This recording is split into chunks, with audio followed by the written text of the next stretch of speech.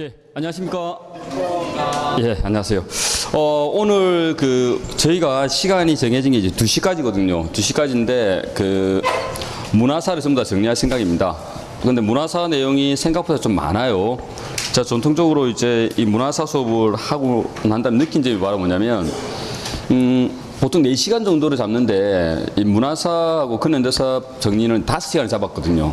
그 정도로 이제 좀 양이 많아서 그런데, 5시간도 부족하더라고요. 그래서 이제 시간이 많이 걸리는 편인데, 오늘은 이제 3시에 또 모의고사가 있다고 합니다. 그래서 이제 2시에 마쳐야지만 여러분들이 식사를 하고 모의고사를 볼 수 있기 때문에, 여유를 부릴 시간이 없을 것 같아요. 그래서, 너무 좀 시간 설명이 좀 길어지면 제가 이제 적절히 좀 조절하도록 하겠습니다. 여러분들 알 거라 생각되는 것들은 좀 빨리 체크를 하도록 하고요. 그 다음에 이제 뭐 그림이라든가 그 다음에 판사하는 내용도 좀 줄이도록 하겠습니다. 그래가지고 일단 2시 전에는 무조건 마치도록 하겠습니다. 그래야지만 이제 모의고사 보는데도 컨디션 조절이라든가 이런 것들이 문제 없을 것 같고요. 예, 자, 보도록 하겠습니다. 오늘 문화사를 봅니다. 문화사의 주제는 크게 4개로 나눠서 공부하라 했죠. 자, 머릿속에 문화사라고 하게 되면 전통적으로 경찰에서 문화사 몇 문제 나올까요?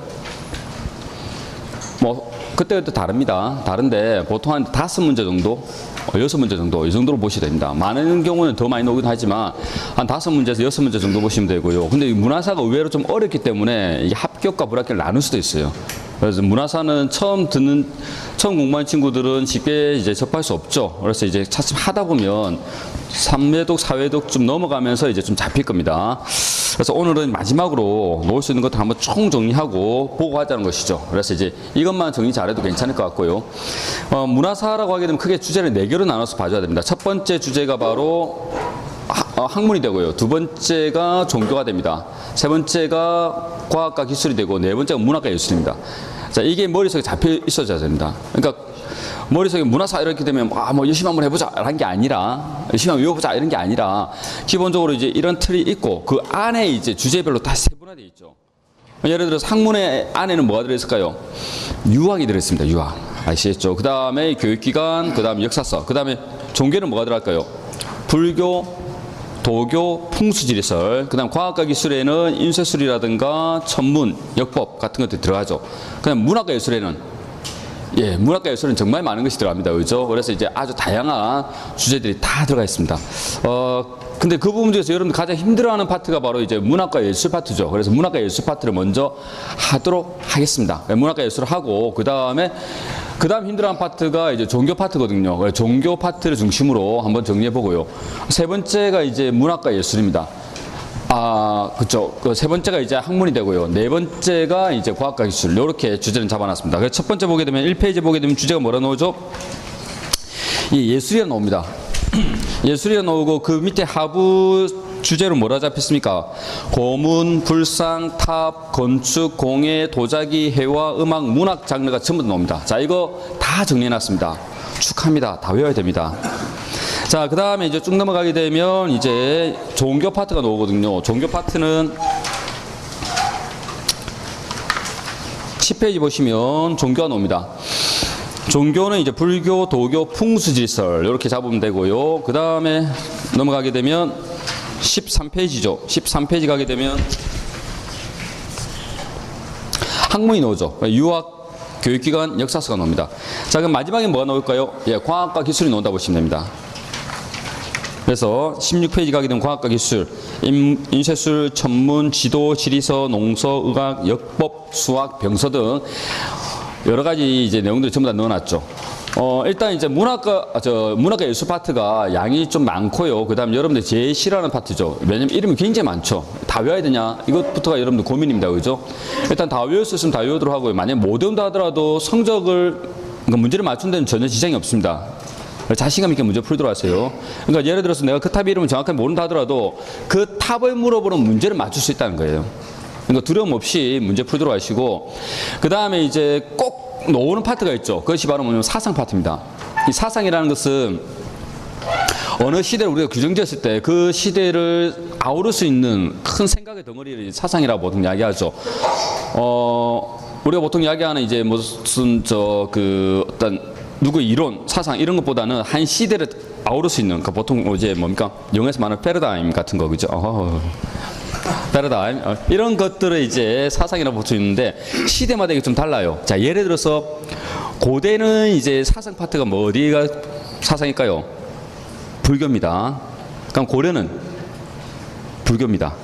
조선은 이게 종교 파트가 아니라 학문 파트 넘어죠. 성리학으로 가집니다. 자, 이건 무조건 한 문제 나옵니다. 알겠죠? 그래서 그쪽 파트는 좀 깊이 있게 좀 정리를 해줘야 되고요. 그 다음에 경찰에서 잘 내는 것이 이제 뭡니까? 또 과학과 기술 잡다한 것들을 한꺼번에 모아서 모두 고르시오. 이렇게 잘 내죠. 그죠? 정말 짜증나는 문제인데 거기까지 봐줘야 됩니다. 그래서 여기 나오는 문화 부분들이 의외로 여러분들 힘들 수도 있어요.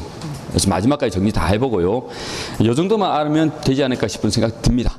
자, 보도록 하겠습니다. 첫 번째 예술부터 보도록 하겠습니다. 자, 예술은 처음에 고분이 나옵니다. 자, 고분은 이제 필기하면 이게 시간이 상당히 많이 걸리기 때문에 제가 이제 큰 틀 속에서 먼저 이야기하고 들어가도록 하겠습니다. 자, 고분 양식은 세 개를 기억하랬죠, 그죠? 뭐가 있습니까? 첫 번째 돌무지 무덤, 두 번째 굴식 도박 무덤, 세 번째 돌무지 덧내 무덤입니다. 요 세 가지 양식은 좀 기억해 놓도록 하시고요. 자, 그럼 보도록 하겠습니다. 고구려부터 보도록 할게요. 자, 고구려는 초기에는 뭘 만들었죠? 돌무지 무덤입니다. 그러다가 5세기 이후에는 뭘 만들었다? 그렇죠. 굴식 돌박 무덤 만들었다. 자, 이제 하나하나 보도록 합시다. 돌무지 무덤의 대표적인 무덤이 뭐가 있죠? 그게 보면 장군청이 나오죠. 자, 사진도 같이 보도록 하십시오. 경찰 같은 경우는 이제 사진을 잘 안 냅니다. 자, 예전에 한번 이제 세 문제를 한꺼번에 낸 적이 있는데 사진 잘 안 내거든요. 잘 기본적으로. 근데 이번 2018년도부터가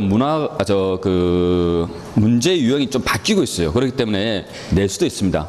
알겠죠? 그러니까 그림도 이번에 꼭 좀 보고 가도록 하십시오. 탑도 그림으로 이제 판단하는 연습을 좀 하고 가도록 하십시오. 자, 1번이 바로 장군청 사진입니다. 돌무지 무덤이라는 느낌이 오죠? 자, 그 다음에 그래서 이건 어디서 만들었을까요? 5세기 이전이니까 주로 이제 만주 쪽에서 많이 만들었겠죠, 그렇죠? 그래서 국내성에서 만들었다고 보시면 됩니다. 국내성 주변에라고 보시면 되겠죠. 길림성입니다, 길림성. 지금은. 자, 그 다음에 이제 장군청 보면 그 석실이 어디쯤 있죠? 4층과 5층 사이쯤 있는 그 구멍이 하나 있죠, 그죠? 여기에 석실이 있다는 것 좀 기억해 놓도록 하십시오. 그래서 이제 관에 두었던 석실은 이제 4층과 5층 사이에 있습니다. 자, 그 다음 굴식 돌박무덤으로 갑니다. 자, 굴식 돌박무덤 첫 번째 안악사모분이 나오죠. 안악사모분 같은 경우는 특징이 이제 벽화가 나오는데, 자, 친구들, 굴식 돌박무덤에 뭐가 나온다? 벽화가 나온다는 거다, 그지? 벽화가 나오게 되면 전부 다 이제 무덤 양식 뭐가 된다? 굴식 돌박무덤의 양식이라는 것 좀 기억해 놓도록 하시고,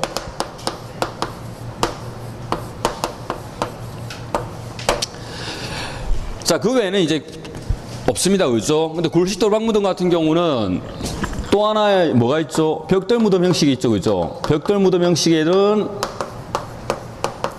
벽화가 있을 수 있습니다, 알겠죠, 그죠? 그래서 굴식 돌박 무덤은 양식인데 재료를 돌이 아니라 뭘 썼다? 벽돌을 사용하게 되면 벽돌 무덤이 되거든요. 그럼 여기도 벽화 있을까, 없을까? 있을 수 있습니다. 있는 것도 있고 없는 것도 있는 거예요, 알겠죠? 자, 그 외의 무덤에서는 돌무지 무덤 벽화 있을 수 있다, 없다? 없죠. 그 다음에 이제 돌무지 덧내 무덤 벽화 있을 수 없습니다. 그렇게 보면 됩니다. 자, 그럼 벽화를 가지고 이제 판단해 보도록 합시다. 첫 번째, 안악사모분입니다. 안악고분 같은 경우는 벽화가 나오는데 초기 벽화죠. 초기 벽화는 모양이 어땠다?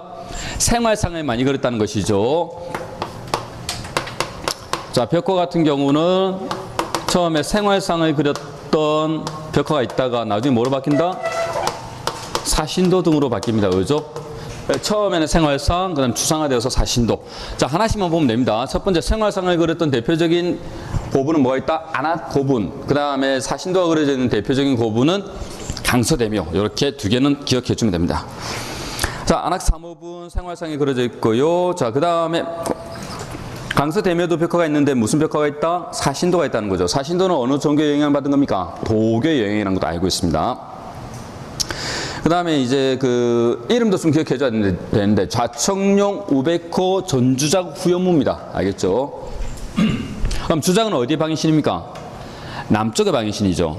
그 다음 현무는 북쪽의 방해신이 됩니다. 자, 그 다음에 이제 좌청룡 우백호이기 때문에 좌청룡이 바로 이제 청룡이 동쪽이 되고요. 그지? 그럼 우백호가 되면 백호는 뭐 어느 방향? 서쪽이라 보시면 되겠죠. 자, 그 다음에 쌍용층인데, 쌍용층 같은 경우는 이제 팔각 기둥이 있습니다. 이건 이제 서역의 영향받은 것이고요. 자, 그 다음 무용층이 있습니다. 자, 무용층 그림은 4번, 5번입니다. 좀 기억해 놓도록 하시고요. 4번이 이제 무용하는 그림, 5번이 이제 수렵도죠. 이 수렵도도 이제 무용층에서 나왔던 대표적인 벽화가 됩니다.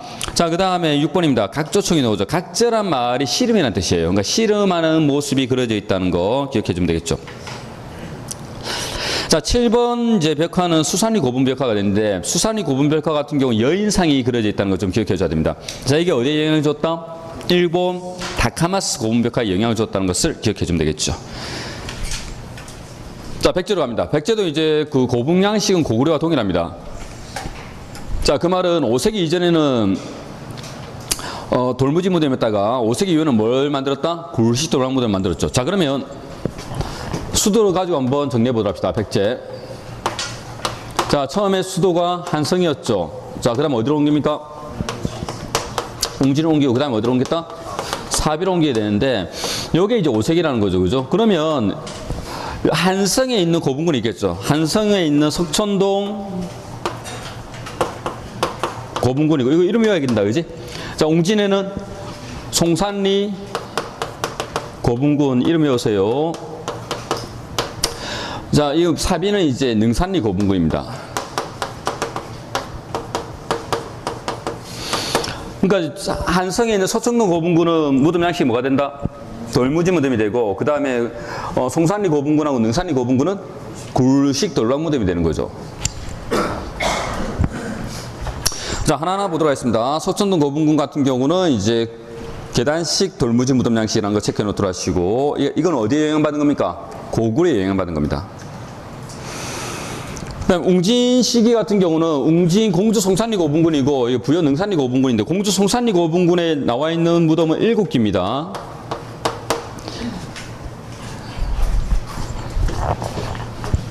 총 7기가 이제 이때 발견되고요.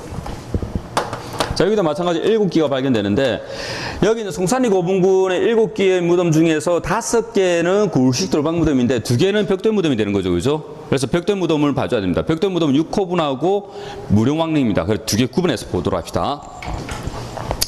그래서 굴식 돌박 무덤 송산리 고분군에 나오는 것은 1호분부터 5호분까지를 이야기하는 것이고, 벽돌 무덤이 나오죠. 벽돌 무덤 2개가 있습니다. 무령왕릉과 송산리 이제 6호분이 나오죠. 자, 무령왕릉부터 보도록 하겠습니다. 무령왕릉 오른쪽에 보니까 이제 일단 벽화가 있다 없다? 없습니다. 이거 좀 체크해 놓도록 하시고요. 그 다음에 거기에 이제 지석도 나오죠. 그러니까 묘지석이 나왔기 때문에 무령왕의 무덤이라는 것을 우리가 알 수 있고, 그 다음에 앞에 이제 석수가 있습니다. 그래서 무덤이 지킨다는 진묘수 석수가 있었고, 자, 그 다음에 이제 벽돌 무덤 자체가 이제 어디에 영향받는 겁니까? 남조에 영향을 받은 거죠. 그 다음에 그 안에 보니까 무령왕과 무령왕비의 그 관이 나왔는데, 그 관은 뭐로 만들었냐면 일본산 금송으로 만들었습니다. 자, 그래서 어디와의 또 교류도 할 수 있다? 일본과의 교류도 알 수 있다는 것이 특징이 되겠죠. 자, 그 다음 송산리 6호분입니다. 송산리 6호분 같은 경우는 이제 벽화가 있다는 것을 체크해줘야 됩니다. 사신도가 있습니다. 그래서 같은 벽돌 무덤이라 하더라도 무령왕릉과 그 다음에 6호분은 다릅니다. 서로 좀 비교해가지고 정리해 놓도록 하시고요. 자, 그 다음 능산리 고분군으로 가보도록 하겠습니다. 능산리 고분군은 전부 다 이제 굴식 돌박 무덤 양식이고요. 벽돌 무덤은 없습니다. 7기 모두 다 굴식 돌박 무덤이 되고, 여기에는 이제 벽화 있다는 것을 좀 기억해 놓도록 하십시오. 자, 그럼, 자, 이거 헷갈리나 지금? 자, 친구들 봐봐. 다시 보자면, 여기 7기 중에서 벽화가 있는 것은 어디에 있는 거죠? 벽돌 무덤만 있는 거예요, 그지? 자, 지금 헷갈려 하는 것 같은데, 다시 한 번 더 정리해 줄게, 이거. 자, 공주 송산리 고분군입니다. 자, 여기 보면 이제 굴식 돌박 무덤이 1호분부터 해가지고 5호분까지는 굴식 돌박 무덤인데, 이건 벽화가 없어요. 자, 그 다음에 이제 벽돌 무덤이 있었죠. 벽돌 무덤은 2개가 있었죠. 뭐가 있었습니까? 무령왕릉과 6호분이 있었는데, 무령왕릉에는 벽화가 있다 없다? 벽화가 없습니다. 자, 근데 6호분에는 벽화가 있어요. 자, 그 다음에 부여 능산리 고분군은 자, 부여 능산리 거분군은 전부 다 뭐다? 굴식 돌방 무덤인데, 얘는 벽화가 있다 없다? 예, 벽화가 있습니다. 그러니까 공주 송산리 고분군에 있는 굴식 돌방 무덤에는 벽화가 없고요. 부여 능산리 고분군에 있는 굴식 돌방 무덤에는 벽화가 있고, 공주 송산리 고분군에 있는 벽돌 무덤은 벽화가 있는 것도 있고 없는 것도 있고, 이렇게. 그러니까 질문을 잘 읽어줘야 한다. 선택지를 잘 읽어가지고 판단하도록 하시고, 뭘 물어보는지를. 경찰관버스 이거 한번 낸 적이 있죠. 근데 경찰에서 아직 내지 않았습니다. 요 부분 경찰관버스 냈어요. 근데 이제 경찰에서 아직 내지 않았기 때문에 노랑도 있다는 겁니다. 자, 그 다음에 신라로 갑니다. 자, 신라는 이제 통일 전과 통일 후를 가지고 구분해 주면 됩니다. 시기는. 통일 전에는 이제 돌무지 덧널 무덤을 만들었죠. 돌무지 덧널 무덤의 대표적인 양식은 이제 밑에 보면 11번 있죠. 자, 11번 사진을 보게 되면 양식이 나옵니다. 그죠? 여기 벽화가 가능하다, 불가능하다? 벽화 불가능합니다. 덧널이 나무 덧널이기 때문에 벽화가 그릴 수 없다는 것 좀 기억해 놓도록 하시고. 자, 신라 같은 경우는 이제 지하에도 돌을 쌓아 올린 것 같아요. 무너지지 말라고 돌을 쌓아 올리고. 자, 그 다음에 이제 요 위에 이제 뭘 만들었죠? 목각을 만들죠. 목각을 만든 다음에 이제 뭐 합니까? 관과 견문구리 상자 넣고, 그 다음에 요 위를 이제 뭐 했습니까? 돌로 한번 두르고요. 그 다음 전체를 뭐 했다? 봉토로 두르는 양식입니다. 그 그림이 이제 그걸 나타내는 겁니다. 이런 양식이 나오게 되면, 아, 이게 신라 거구나. 돌무지 덧널 무덤의 양식이구나. 라는 걸 좀 기억해 놓도록 하시고. 자, 대표적인 무덤 두 개를 보도록 하겠습니다. 천마총과 호호총이죠. 천마총은 천마도가 나왔기 때문에 천마총. 호호총은 호면 그릇이 나왔기 때문에 호총. 이렇게 됩니다. 자, 천마총 그림으로 확인해 보도록 하십시오. 12번입니다. 이건 벽화가 아니다? 아닙니다. 벽화 아니라는 것 좀 기억해 놓도록 하시고. 그래서 말 안장의 배 가리개 부분의 그림입니다. 자, 그 다음에 호호청 같은 경우는 뭐가 나왔죠? 호면 그릇이 나왔죠. 호면 그릇은 정치사일 때 봤습니다. 누구와 누구의 관계를 알 수 있다? 그래서 신라 내문왕과 고구려 광개토 대왕과의 관계를 알 수 있는 유물이라는 것도 기억해 줘야 됩니다. 자, 그러다가 이제 통일 직전입니다. 바로 통일 직전에 어승묘가 나오게 되는데, 어승묘가 이제 신라에서 최초로 만들어진 굴식 돌랑무덤이 됩니다. 어승묘 같은 경우는 이제 잘 안 냈죠. 시급에서 잘 안 내기 때문에 크게 걱정할 필요도 없는데, 하여튼 이제 어승묘가 나오고 난 다음에 6세기에 어승묘가 나오고 난 다음에 통일 이후에는 이제 뭐가 일반적으로 많이 만들어졌다? 굴식 돌방무덤이 많이 만들어졌는데, 위에 있는 고구려 백제와는 다르다는 것이죠. 뭘 했다는 겁니까? 12지 신상 둘레도로 했다는 것을 기억해 줘야 된다. 그래서 통일신라 같은 경우는 굴식 돌방무덤을 만들었지만 이제 12지 신상 둘레도로 한 것이 특징이 되고, 자, 12지 신상 둘레도로의 모습이 14번이 됩니다. 14번의 그림 보게 되면 이게 김유신묘거든요. 김유신묘의 옆 단면을 찍은 사진입니다. 그래서 12지 신상을 두르는 그러한 이제 둘레도로 했던 것이고, 그 다음에 15번 그림은 이제 또 12지 신상 둘레도로 있는 굴식 돌방무덤 양식의 대표적인 무덤이 바로 이제 괴릉이라고 있습니다. 괴릉. 괴릉 앞에 있는 이제 무인상을 찍어온 것인데, 서역 계통의 인물이 그려져 있는 것이 좀 특징입니다. 자, 그 다음에 이제 또 하나 통일신라 시기로 가게 되면 나오는 방법이 화장법이 있습니다. 화장은 이제 불로 태우는 거죠. 물론 화장법이 가장 유행했던 건 신라 하대 때 유행합니다. 그렇지만 중대 때도 화장이 있었다는 것을 좀 기억해 놓도록 하시고요. 중대 때 있었던 화장 방식으로 나왔던 무덤이 바로 문무왕릉이 되죠. 문무왕릉은 이제 해중릉입니다. 그죠? 수중릉이 되는 것이죠. 대왕릉입니다. 문무왕릉 같은 경우는 이제 여러분들 이야기 전부 다 알 겁니다. 문무왕이 죽고 난 다음에 동해에 용이 돼가지고 외구 침략을 막겠다라고 해가지고 이제 자기 바다에 장례 치르라고 했죠. 그래서 이제 화장한 다음에 이제 간포 앞바다에 장례 치렀던 겁니다. 자, 그 다음에 신라 하대 유행했다는 거 좀 체크해 놓도록 하시고, 신라 하대 유행 화살표 해가지고 그 노죠. 안 노네. 자, 화살표 승탑 적어 놓더라. 승탑. 뒤에서 우리 볼 건데, 신라 하대 때 화장이 유행해가지고 놓을 수 있는 대표적인 조형물이 승탑이 있습니다. 승탑이라는 것은 승려가 죽고 난 다음에, 그래 화장한 다음에 나오는 사리를 모시는 탑이죠. 그래서 승탑 뭘 만드는 것과 서로 연결해서 같이 좀 기억해 놓도록 하시고. 자, 발해로 갑니다. 자, 발해 같은 경우는 무덤 두 개를 기억해 주면 됩니다. 정해공주묘와 정효공주묘를 기억해 주면 되겠죠. 무덤 양식이 다릅니다. 첫 번째, 정해공주묘는 굴식 돌방무덤 양식이고요. 그 다음 정효공주묘는 벽돌무덤 양식입니다. 정해공주와 정효공주는 전부 다 이제 문왕의 딸입니다. 둘째 딸이고 넷째 딸입니다. 근데 시기가 이제 텀이 조금 정효공주가 먼저 죽고 정효공주가 뒤에 죽게 되는 거죠. 그래서 묻혔던 고분군도 좀 다릅니다. 자, 오른쪽에 보게 되면 묻혔던 고분군 서로 다르죠. 정효공주면 어디에 묻혔다?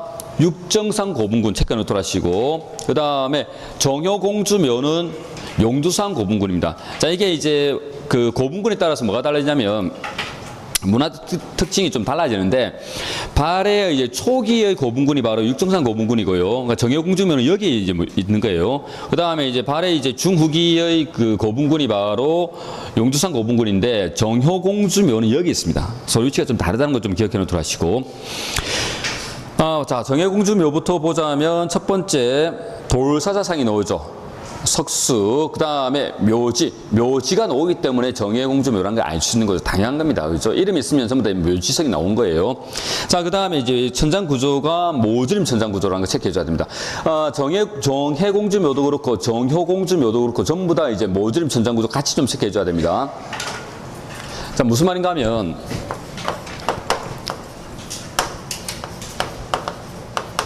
정해공주묘는 무덤 양식이 뭐랬죠?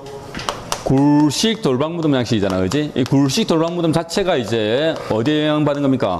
고구려에 영향받은 거고요. 그 다음 천장구조가 뭐다? 모지림 천장구조라는 거죠. 모지림 천장구조 자체가 또 어디에 영향받은 겁니까?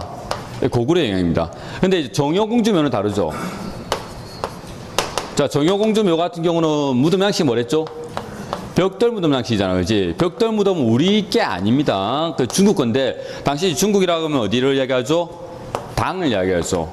자, 여기 플러스 해가지고 천장구조는 모지림 천장구조 그대로라는 겁니다. 이건 고구려 영향이라는 거죠. 이거 좀 기억해 달라는 겁니다.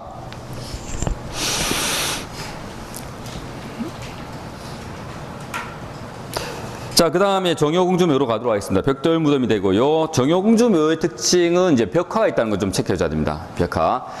정해공주묘도 벽화가 있었다라고 문제를 낼 수는 있겠지만 그렇게 내면 안 됩니다. 그래서 이제 여러분들 벽화가 없는 걸로 하죠. 정해공주묘는 벽화가 없고요. 정효공주묘는 벽화가 있다.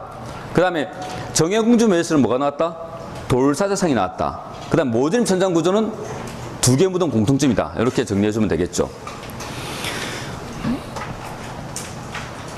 그 19번 사진이 바로 이제 밑에서 바라본 모지림 천장 구조 양식입니다. 이 그림도 좀 기억해 놓도록 하시고 넘어갑니다. 자, 그다음 불상으로 갑니다. 자, 불상을 이제 그 대표적인 거 하나씩만 좀 기억해 주면 되겠죠. 고구려는 영가, 칠령명, 금동열의 입상입니다. 1번 사진입니다. 자, 이거 이제 그림으로 좀 기억해 놓도록 하시고, 영가 칠령명 금동열의 입상 같은 경우는 이제 이 부처가 입고 있는 옷이 굉장히 두껍거든요. 그래서 북쪽 영향, 북쪽 지방 영향이라는 걸 좀 기억해 주면 됩니다. 자, 그 다음 백제입니다. 서산마의 삼전불이죠. 서산마의 삼전불 2번 사진입니다. 사진으로 기억해 줘야 한다. 서산마의 삼전불 같은 경우는 이제 별명이 이제 백제미소라는 것도 체크해 주면 되고요. 그 다음에 이제 그 두 분은 서 있는데 한 분은 앉아 계시죠. 뭐지? 그림 좀 독특한 이제 형태를 구성하고 있다는 것도 좀 기억해 놓도록 하시고. 자, 그 다음에 세 번째입니다. 신라 상대에 만들어진 경주베리 석불입상입니다. 자, 이건 이제 신라의 미소라 불리는 불상이 되겠죠. 자, 신라 상대입니다. 상대. 그래서 이제 통일되기 전에 만들었다 보면 되겠죠. 그 다음에 삼국 공통으로 만들었던 불상이 있습니다. 금동, 미륵보살, 방가사유상이 있습니다. 공통이고요. 근데 현재 이제 여러분들한테 문제 낼 수 있는 것은 고구려 건 못 냅니다. 왜냐면 얼굴 부분의 소장이 너무나 심하기 때문에. 그래서 이제 고구려 건 못 낼 거고 백제와 신라 걸 냅니다. 구분해 줘야겠죠. 4번이 바로 이제 백제 거고요. 5번이 바로 신라 겁니다. 자, 4번이 바로 삼상관, 금동, 미륵보살, 방가사유상이 되고, 5번이 바로 탑평관입니다. 쓰고 있는 모자 모양이 탑 모양을 얘기하기 때문에 탑평관이라고 불리는 거죠. 이건 신라 겁니다. 자, 뒤에서 보면 알겠지만 이제 일본에 영향을 주었던 것은 4번입니다. 삼상관, 금동 미륵보살 방가사 유상이 영향을 줬고요. 자, 그럼 중대로 갑니다. 통일신라 시대로 가게 되면 석굴암 본전불이 나오죠. 자, 그림으로도 확인해 줘야 한다. 이거 낸데 틀리면 억울하겠죠. 자, 그 다음에 발해입니다. 발해는 하나를 기억해 주면 되는데 이불병자상입니다. 자, 이불병자상 같은 경우는 두 명의 부처가 나란히 앉아 있죠. 그죠? 자, 나란히 앉아 있고 뒤에 뭐가 있다? 광배가 있죠. 광배가 있다는 것은 어디의 영향이다? 예, 고굴의 영향이라는 것 좀 기억해 놓도록 하시고, 영가 7령면 금동요래입상도 마찬가지로 뒤에 광배가 있죠. 자, 그 다음에 이건 어디서 나왔냐면 동경에서 나왔다는 것 좀 기억해 놓도록 하시고요. 동경 용원부 궁궐터에서 나왔습니다. 예, 그 부분 체크해 놓도록 하십시오. 자, 그 다음 고려로 갑니다. 자, 고려 같은 경우는 신라양식 계승한 것이 있고, 이제 계승하지 않은 독특한 모양의 불상들이 나오죠. 첫 번째, 신라양식 계승했던 대표적인 것이 뭐가 있다? 부석사, 소조, 아미타, 열의 자상이 있습니다. 자, 일단 부석사에 있다는 거 하나, 그 다음에 소조기 때문에 뭘로 만들었다는 거죠? 흙으로 만들었다는 거. 그 다음에 이제 좌상입니다. 앉아있는 상이 되고요. 조화미가 뛰어나다는 것이 바로 신라양식 계승했다는 것을 알 수 있는 겁니다. 자, 그 다음 대형 석불로 갑니다. 대형 석불 같은 경우는 이제 신라양식 계승한 것이 아니라 호적의 영향이라는 것 좀 기억해 줘야 됩니다. 자, 대표적인 거 두 개가 나오죠. 첫 번째, 관쪽사에 있는 석조 미륵보살 입상과 그 다음에 두 번째, 안동 이천동에 있는 석불이 나옵니다. 자, 일단 특징을 보도록 합시다. 첫 번째, 통행이 잦은 길목에 거대한 불상을 연립했다는 것. 통행이 잦은 길목 요거 체크해 줘야 됩니다. 이게 바로 안동 이천동 석불을 이야기하는 것이죠. 안동 이천동 석불 같은 경우는 이제 뭡니까? 사람들이 많이 다니는 골목길 옆에 절벽 위에 이제 조성했던 겁니다. 자, 두 번째, 제작 기술이 거칠어서 미적 감각이 떨어졌다는 거. 자, 이걸 알 수 있는 대표적인 것이 뭐가 있죠? 논산 관축사 석조 미륵보살 입상이 됩니다. 그렇죠? 그렇죠. 딱 보는 순간에 이제 9번입니다. 9번. 보는 순간에 이제 뭡니까? 미적 감각은 별로 없어 보이죠. 그죠? 그렇죠. 굉장히 신선한 느낌. 그래서 어디에 영향받는 것이다? 호적의 영향이라는 걸 잡아주면 됩니다. 자, 그럼 대형 철불입니다. 자, 일단 대형 철불부터 보게 되면 대형 철불이 유행했던 거, 만들어지기 시작했던 것은 언제부터냐면 신라 하대 때부터입니다. 자, 신라 하대 때부터 만들어졌다는 걸 체크해 줘야 되고, 그 다음에 이것이 이제 더 유행했던 것은 고려 초기에 더 유행하게 됩니다. 자, 대표적인 것이 바로 광주 충국리 철불이 되죠. 광주 충국리 철불, 하남 하사상동 철불이라고 낼 수 있는 이 철불을 좀 기억해 주면 되고요. 그 다음에 아까 이제 석굴암 본전불 할 때 왕을 이야기 안 했는데 어느 왕 때 만들어집니까? 예, 경도왕 때라는 것을 좀 기억해 줘야 됩니다. 경도왕. 자, 넘어갑니다. 자, 그럼 탑입니다. 자, 먼저 고구려 탑은 남아있는 게 없습니다. 고구려 같은 경우는 이제 목탑을 많이 만들었는데 목탑이 현재 남아있는 게 하나도 없고요. 현재 남아있는 것은 이제 석탑만 남아있습니다. 자, 첫 번째. 현재 가장 오래된 석탑은 뭐가 되죠? 익산 미륵사지 석탑입니다. 백제 겁니다. 백제 거 두 개. 익산 미륵사지 석탑, 그다음 부여 정림사지 석탑 기억해 주면 되고. 자, 먼저 익산 미륵사지 석탑을 보게 되면 목탑 양식을 가지고 있다는 거 체크해 주면 되고요. 최고 가장 오래됐다는 겁니다. 무왕 때 만드신 겁니다. 자, 현재는 이제 남아있는 것은 뭐만 남아있다? 서탑만 남아있어요. 자, 동탑이 아니라 서탑만 남아있습니다. 원래 이제 익산 미륵사를 만들 때는 어떻게 만들었습니까? 백제 같은 경우는 1당 1탑의 양식이기 때문에 건물을 만들고 탑을 하나씩 만들고요. 그 다음에 오른쪽에 건물을 만들고 그 다음에 탑을 만들고, 자, 이렇게 만들었는데 요거는 이제 중간에 있는 이 탑은 목탑이었죠. 그래서 불타버리가 없고요. 남은 이제 당들은 전부 다 뭡니까? 불타버리가 없고, 요 오른쪽에 있는 탑, 동탑과 서탑 같은 경우는 이제 돌로 만들었거든요.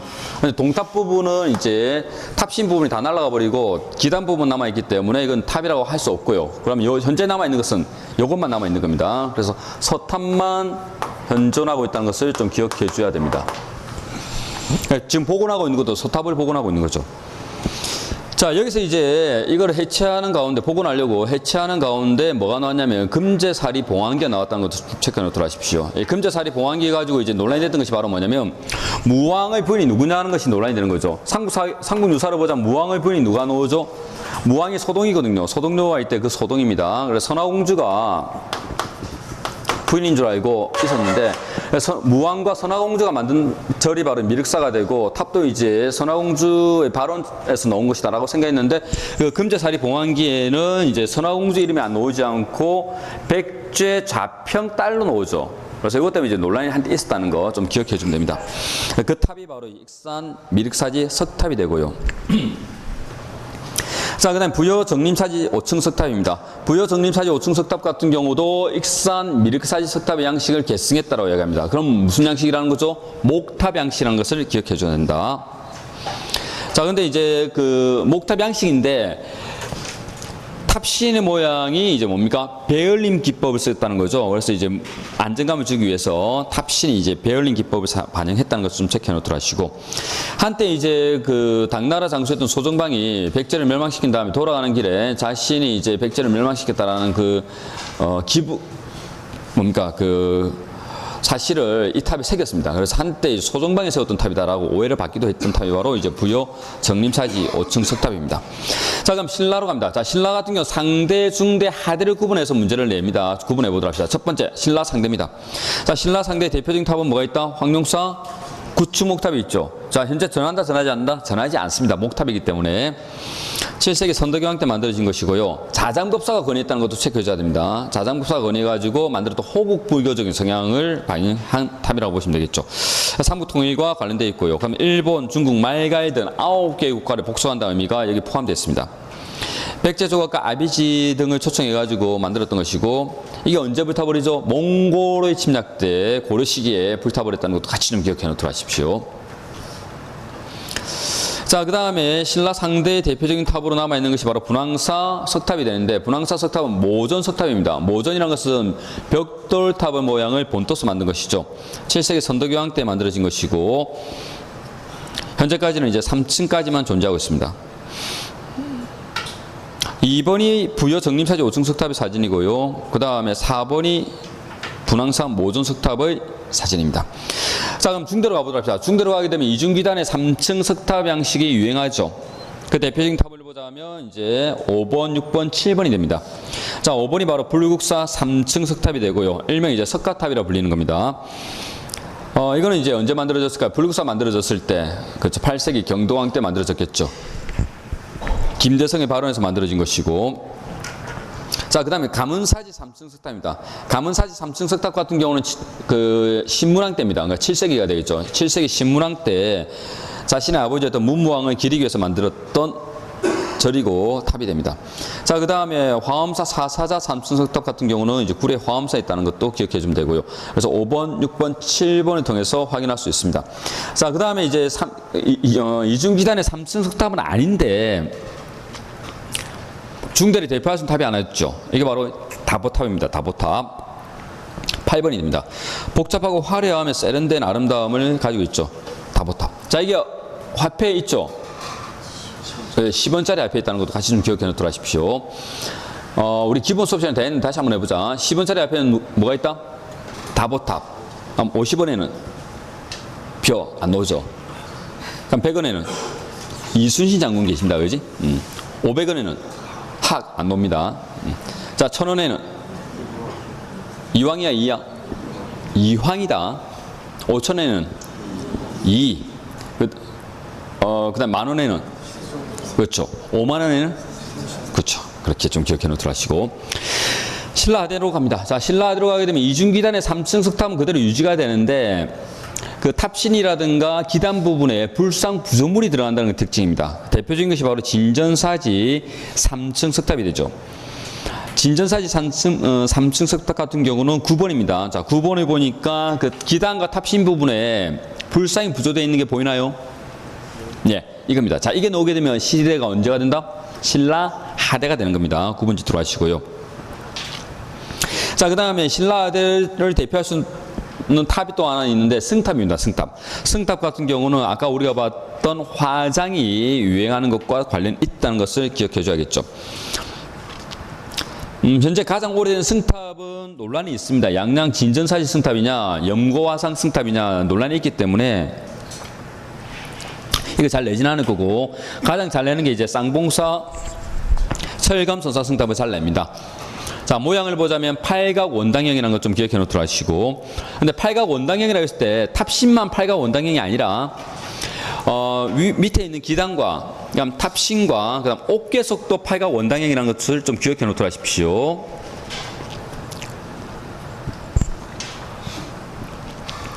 자, 대표적인 거 쌍봉사 철감 선사승탑을 기억해 주면 되고요. 자, 그 다음에 고려로 갑니다. 자, 고려는 고려 전기와 후기를 구분해서 문제를 냅니다. 그래서 시기 구분도 같이 좀 기억해 놓도록 하십시오. 자, 먼저 고려 탑의 특징부터 보도록 합시다. 첫 번째, 형식에 구애받지 않고 자연스럽다는 거. 신라 같은 경우는 이제 3층 석탑이 딱 정형화되어 있었는데 고려는 그렇지 않다는 겁니다. 그래서 뭐다? 뭐 8층, 9층, 10층 아주 다양하게 많이 나왔다는 거. 5층짜리도 있고요. 자, 그럼 다각 다층탑이라는 겁니다. 그 다음 또 하나 더, 몸체를 받치는 받침이 보편적이라는 거죠. 자, 받침이라는 것은 뭐냐면 기단이 있으면 기단 위에 탑신을 세우잖아. 탑신을 세우기 전에 먼저 요 위에 있잖아요. 이렇게 조금 이렇게 위에 올리는 것이 있습니다. 이렇게 꾸미는 거죠. 그러니까 한 3단 정도로 올려놓고 요 위에 탑신을 올리는 방법이거든요. 그러니까 이게 보편적으로 이 부분입니다. 이 부분이 받침 부분인데 이 부분이 이제 보편적으로 나타나게 되면 이제 고려시기가 됩니다. 신라 시기는 이런 게 없었어요. 그래서 이제 아까 우리가 봤던 3층 석탑 보게 되면 아주 단순합니다. 심플하게 그냥 요 위에 기단 위에 돌만 탁 올려놨는데 이 받침 부분이 보편적으로 나타나기 시작했던 것이 고려의 특징이라는 것을 좀 기억해 주면 됩니다. 자, 고려 전기를 대표할 수 있는 거 두 개를 좀 기억해 놓도록 하시고요. 개성 불일사 5층 석탑하고 두 번째 나오는 게 이제 월정사 8각 9층 석탑입니다. 자, 여기 나오게 되면 고려 전기구구나 라고 기억해 주면 됩니다. 개성 불일사 5층 석탑 같은 경우는 이제 고구려 양식을 계승했다는 거. 그래서 그 당시 고려 전기에는 삼국시대의 지역적으로 삼국시대의 양식을 계승한 탑들이 꽤 많이 만들어졌습니다. 지역적인 특징이 좀 반영됐다는 것 좀 기억해 놓도록 하시고요. 그 다음 월정사 8각 9층 석탑 같은 경우는 송어의 영향입니다. 그것도 같이 좀 기억해 놓도록 하시고. 자, 그 다음 고려 후기로 갑니다. 고려 후기로 가게 되면 이제 경천사 10층 석탑이 나오죠. 이거는 이제 원의 영향입니다. 또 재미난 건 뭐냐면 대리석으로 만들었다는 것을 기억해 줘야 됩니다. 우리나라 탑들은 거의 다 이제 화강암으로 많이 만들거든요. 근데 경천사 10층 석탑은 이제 대리석으로 만들었다는 거. 화려하다는 겁니다. 그러니까. 자, 그 다음에 이게 지금 현재 어디에 보관되어 있냐면 국립중앙박물관에 소장되어 있습니다. 국립중앙박물관 실내에 이제 넣어놨죠. 예전에 이제 경복궁 옆에 지금의 민속박물관이 국립중앙박물관이었을 때는 경복궁하고 국립중앙박물관 그 사이에 야외에 내놨는데 이게 이제 비가 오다 보니까 부식이 돼버리죠. 그래서 이제 그 용산으로 옮기면서 실내로 넣었습니다. 여러분들 용산 가게 되면 이제 그 국립중앙박물관 제일 마지막 로비 제일 마지막 부분에 있는 큰 탑이 안에 있는데 그것이 바로 경천사지 10층 석탑이 됩니다. 자, 이게 조선에 영향을 주게 되죠. 원각사 10층 석탑에 영향을 줬다는 것도 기억해 놓도록 하시고, 원각사 10층 석탑은 세조 때 만들어진 탑입니다. 자, 그 다음 조선으로 갑니다. 조선 하나만 기억해 주면 되겠죠. 원각사 10층 석탑입니다. 그죠? 자, 이건 세조 때 만들어졌던 것이고 세조 시기에 이제 반짝 불교가 부흥했던 것을 반영하고 있는 겁니다. 자, 그 다음에 고대 문화 일본 전파 보도록 하겠습니다. 자, 먼저 이제 토기입니다. 자, 일본은 구석기에 있다 없다? 없습니다. 그죠? 그래서 신석기부터 봅니다. 신석기 시대의 일본 토기가 조문토기인데 조문토기는 우리나라의 신석기 토기에 영향받은 것이고요. 그 다음에 일본 청동기 시기에 나왔던 야요이 토기 같은 경우는 이제 청동기 시대에 영향받은 겁니다. 자, 그 다음에 삼국시대 통일신라시대 이거 두 개는 묵도록 하시고요. 우리나라 삼국시대의 문화가 일본에 가서 전파돼가지고 나왔던 문화가 바로 아스카 문화가 되고요. 그 다음 통일신라 문화가 일본에 전파되어서 나왔던 문화가 바로 하쿠 문화가 됩니다. 그래서 아스카, 하쿠 이런 순서로 아하 순서로 기억하라 했죠. 아하. 자, 그 다음에 국가와 그 나라별로 한번 나눠보자면 가야입니다. 가야 같은 경우는 가야 토기가 유명하거든요.